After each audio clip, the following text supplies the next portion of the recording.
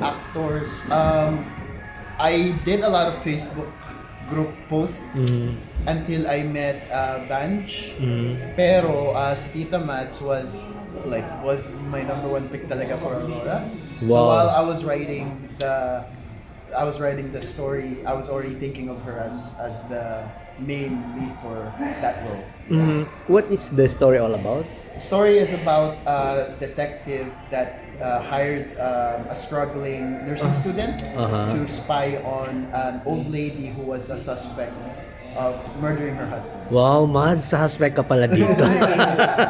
Mamatay tao. Perfect. Something gray. Something different from what I usually do. So Mhm, much mhm. appreciated that I'm in this film and I Mhm. was invited to audition. Ah, nag-audition? I auditioned online. Ah, online. Kasi we didn't know each other. Mhm. So he was in Canada. So parang then he reached out to me. Then I auditioned online. Mhm. And then I think we paid a visit, diba? And then we had a I one-on-one. met Hub Yeah. with her. We Yeah. went out for coffee. Yeah, Wow, ganda yung process, ano. And Sean, paano Sean nakapasok was sa a picture? little bit later in the process. That's when I met Vanch, our line producer, and she recommended Sean. Sean also independently applied, and he was like in my top list as well. I think he really captured my attention by the way he. A lot of acting is the way they speak the lines, and I think Sean nailed it. I particularly when I was envisioning Kaloy as a character, I had like a voice in my head, and when he was doing the interview, it was video call. I was like, oh, this guy is like one-to-one with what I was imagining. Okay. So yeah. Sean, you're with Sparkle, right? Yes po.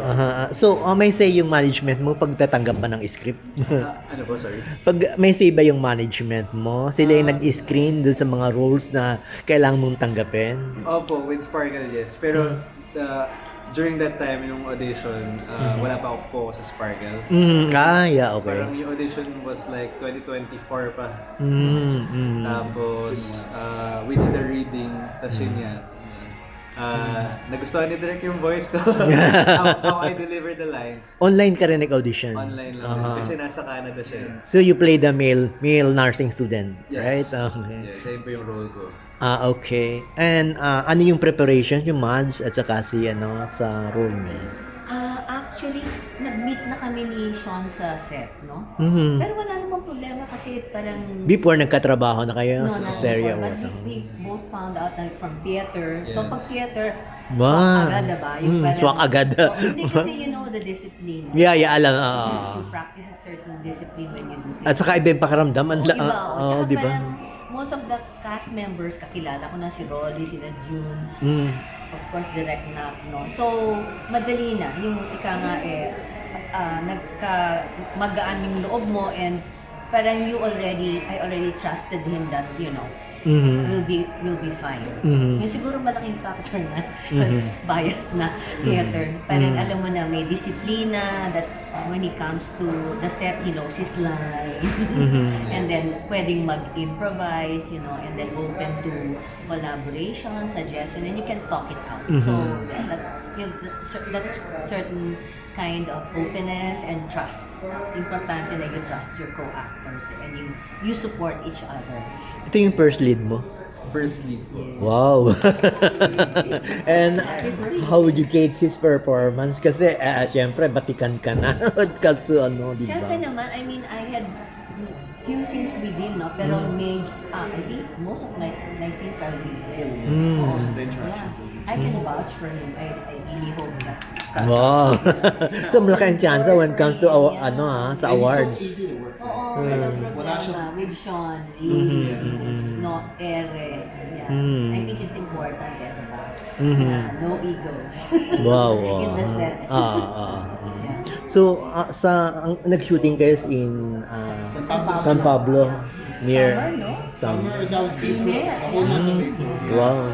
So, how long did it take to finish the film? The filming was around 7 days. 7 days only? Wow. Yeah. 7 days in total, but including the breaks, I would say around 10.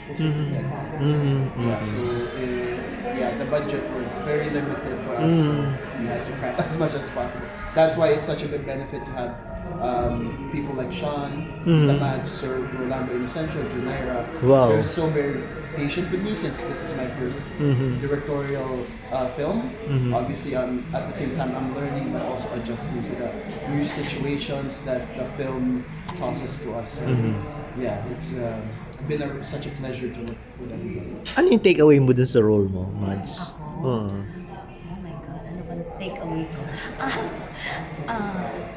Siguro sabihin ko na lang about the film, it's still very relevant at this time, no? Yun. How about, Mag-iisip ka, how about something like you? that. Sean? Yung character ko po, kasi si Kaloy, may mga personal conflict siya. Mhm. And doon makikita kung mapapanindigan ba niya yung pagiging morally Upright, niya. upright, aha. And yun nga, maharap siya sa mga circumstances na mako-question yung ano niya, dignity niya. So, Wow. yun yung takeaway ko. I think there's more conflict in terms of his character. Character. Kasi sa akin, nakaset na eh. Mm. I mean, yeah, I think so. Yeah. Mhm. Young- So, ibig sa kanya, young ang daming age. dimensions. Ako sa kanya. Yeah. Wow. Yeah. Ang dami- okay.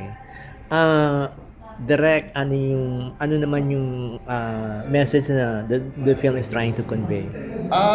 It does tackle a lot of morality.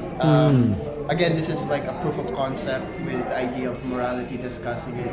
With a lot of films, it is kind of just a long conversation talking about a certain topic, and I feel like this is something about the human morality in a way where we have three characters. Junaira unfortunately isn't here, but he's the third one in the trifecta.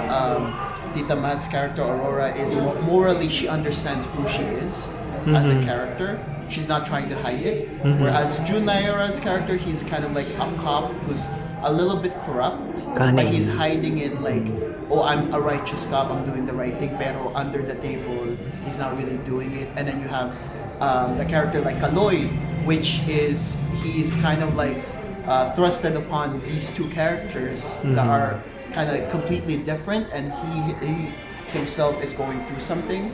So he is in that kind of gray area where there's a fine line between doing something good or doing something bad. Beginning of the film, he has a good idea. He's kind of like morally, you are very much like humans are very much aligned to him, but when grief and struggles come his way, he's kind of pushed one way or the other, and that's what the film is. Sige, imbitahan niyo na yung manood ng pelikula niyo. Please watch po our film Lanaya. It's gonna be screening March 23 to 29. See you Manila. Mads? Manood po tayo, lahat po rin ng iba pang pelikula sa sa Sinagmay na Maynila. Sorry, manood po kayo ng Nara. pelikulang Lanaya at gayon din po ang lahat ng pelikula sa Sinagmay ni ang kiligin ng pelikulang Pilipino. Oh, And sir? Oh, me? Yeah. Oh, I'm just here for the show. No. Yeah, I'm very supportive. Clyde was my student before. Wow. Yeah. So this movie would not be possible. By No, the way, without director, I just want to yeah. say that this movie without Sir Nap would not be possible. Okay. Siya yung aming guiding light. And Sean? Please watch Lanaya and all the other movies in the Cinig Manila this coming March 23 to 29. Kailan premiere niya? 20. Aming gala is 27. 27. It's premiering 23. Okay. Hindi Okay. na alam sa kanya yung Schedule. other schedule. Okay. Thank you. Uy, salamat.